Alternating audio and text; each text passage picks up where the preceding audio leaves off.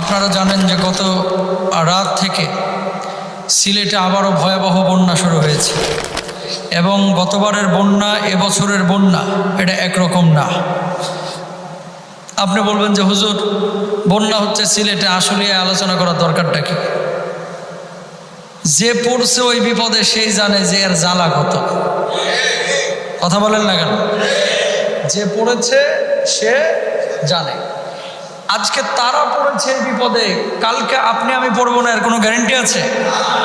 সুতরাং আপনার আমার কিছু করণীয় দিক আছে। কি আছে? আকাশ থেকে যে বৃষ্টি বর্ষণ হয়, আল্লাহ সুবহানাহু ওয়া তাআলা বলছেন আনজালা মিনাস সামাই মাআন ফাআখরাজা বিহি মিনাস সামারাতি রিজকাল লাকুম। আমি আল্লাহ রাব্বুল আলামিন আকাশ থেকে বৃষ্টি বর্ষণ করি। এই বৃষ্টি যে বর্ষণ করি, বৃষ্টি বর্ষিত হওয়ার পর এই বৃষ্টিটা মাধ্যমে আমি আল্লাহ রাব্বুল আলামিন জমিন থেকে তোমাদের জন্য